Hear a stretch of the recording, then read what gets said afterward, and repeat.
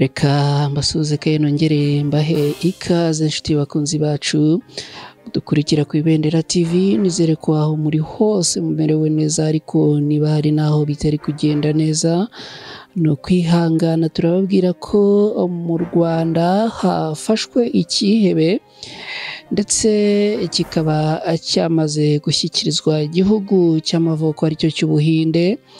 Uyu akaba yitwa Salman Khan, akaba avugwaho kuba ikihebe ndetse akaba akurikiranweho ibyaha by'iterabwoba. Uyu munsi rero akaba ari inkuru tugiye kugarukaho ku buryo muyumva, gusa mbere yo kuyirambura ni munyemerere gato mbanze mfate akanya ambashimire.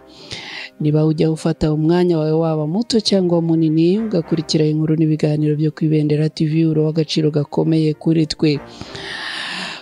Imana iguhe umugisha kandi nawe wakoze subscribe kuri channel yacu Ibendera TV. Mwarakoze cyane guhitamo twebwe, hanyuma kandi namwe mutarakora subscribe kuri channel yacu turabasaba kuyikora kugira ngo mureke gukomeza gucikanwa n'inkuru tubagezaho hano umunsi ku munsi. Mu gusoza turaza kubaha nimero mushobora kunyuraho mu gihe mwifuza gutambutsa igitekerezo cyangwa icyifuzo ku Ibendera TV.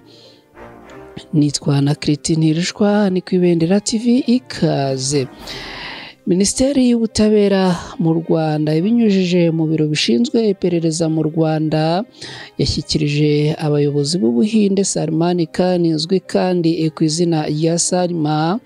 Akaba ari umuhinde w'umuyisilamu w'imyaka 30 maze ajyanwa mu gihugu cye aho agiye gukurikiranwa ku byaha by'iterabwoba. Inzego z'ubutabera z'u Rwanda kuri uyu wa gatatu tariki 27 Ugushyingo muri uyu mwaka w'2024 zashyikirije Ubuhinde Salman Khan, usanzwe ari umuturage w'icyo gihugu, kugira ngo bumukurikireho ibyaha by'iterabwoba n'ibindi bifitanye isano nacyo. Bavuga ko uyu mugabo akurikiranweho. Igikorwa cyo gushyikiriza uyu mugabo inzego z'ubutabera bw'Ubuhinde cyabereye ku kibuga mpuzamahanga cy'indege cya Kigali, nyine i Kanombe. Kuri uyu ku itariki 9 Nzeri muri uyu mwaka w'2024 nibwo uyu mugabo yatawe muri yombi n'inzego z'umutekano z'u Rwanda nyuma y'ubusabe bwa leta y'Ubuhinde yakekaga ko ari mu Rwanda ikabinyuza muri polisi impuzamahanga. Ubushinjacyaha bw'u Rwanda biciye muri John Bosco Siboyintore usanzwe ari umushinjacyaha ku rwego rw'igihugu yavuze ko Khan yari yaraje mu Rwanda ahatorokeye.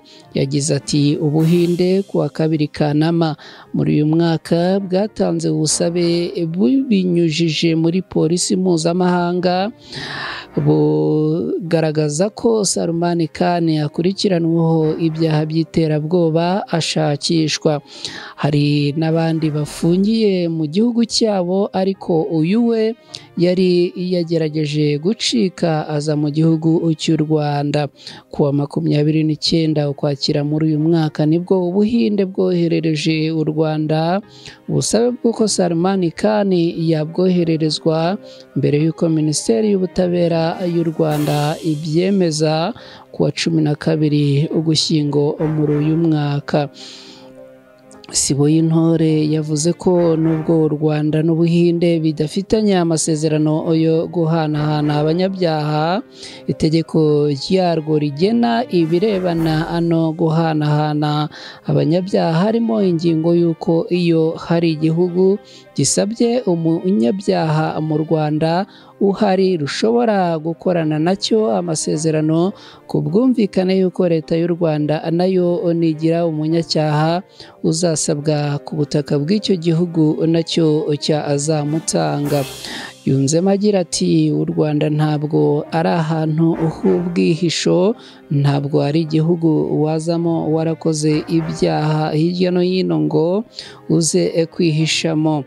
Ntitujya twihanganira ibyaha, dukurikirana ibyaha tukanakurikirana abanyabyaha kandi ibyo dukoreye uyu umuhinde natwe niko twagiye tubikorerwa n'ibindi bihugu, kandi niko isi igomba kubaho kuko muri iki gihe turugarijwe. Uwari uhagarariye Minisiteri y'Ubutabera y'Ubuhinde yashimye uko ubufatanye bw'u Rwanda bwashyizwe mu bikorwa nubwo nta masezerano yo guhanahana abanyabyaha ibihugu byombi bifitanye. Yagaragaje ko mu bihe biri imbere bishobora kugirana amasezerano. Yashimangiye kandi ko iterabwoba ari ikintu igihugu cy'Ubuhinde kitihanganira kandi ko n'u Rwanda ariko bimeze. Uyu mugabo rero mu gitondo cy'uyu munsi akaba aribwo yashyikirijwe igihugu cy'Ubuhinde. Uko bigaragara mu ifoto, ni umugabo ubona utuje cyane, ni umugabo ubona ko nta guhubuka, nta bintu byinshi, gusa akaba akurikiranweho ibyaha bikomeye cyane ngo birimo iterabwoba ndetse n'ubwihebe. Bivugwa kandi ko ngo abandi bakorana nawe bo bamaze gutabwa muri yombi mu gihugu cy'Ubuhinde, ndetse bakaba barimo gukurikiranwa ku byaha by'iterabwoba. Bivuze rero ko uyu nguyu Salman Khan wamaze gutabwa cyangwa se wamaze guhabwa igihugu cy'Ubuhinde ashobora kuba yarafite akandi gatsiko kenshi bakorana, umubare ushobora kuba ugizwe n'abantu benshi. Nta wamenya ko yenda no mu Rwanda hashobora kuba hatari abandi bakoranaga nawe, gusa byose tuzagenda tubikurikirana tubimenye. Ugerageje kureba hirya no hino ukagerageza gushakisha ibirebana n'uyu mugabo, nta kintu n'iki na gitoya kigaragara, gusa bivugwa yuko ari Umuhinde, bikavuga yuko kandi asengera mu idini rya Isilamu, kandi bikavugwa yuko afite imyaka 30 kugeza ubu ngubu. Ntago bavuga niba yaba afite abana, ntago bavuga amashuri yize, ntago bavuga ibyo yigeze akora, gusa icyabashije kumenyekana ni uko asengera mu idini ry'Abayisilamu, akaba afite imyaka 30, akaba kandi akurikiranweho ibyaha by'iterabwoba nk'uko na abibabwiye. Ngayo nguko rero iby'iki cyihebe cyafatiwe mu Rwanda, kikaba uyu munsi cyamaze gushyikirizwa igihugu cy'ivuko. Tuganye ku musozo w'iyi nkuru twagarukagaho, twababwiraga yuko icyihebe cyafatiwe mu Rwanda gifite inkomoko mu gihugu cy'Ubuhinde cyamaze gushyikirizwa iki gihugu kugira ngo ari bo bamukurikiranaho ibyaha by'iterabwoba. Turabashimira cyane rero mwe mubana natwe umunsi ku munsi mu nkuru n'ibiganiro bitandukanye tubagezaho.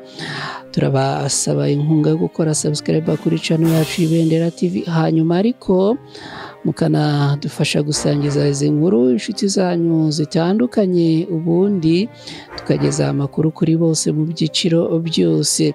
Niba ushaka gutanga igitekerezo ku Ibendera TV, ushobora kunyura kuri nimero ya telefone ikurikira, akamenyetso ko guteranya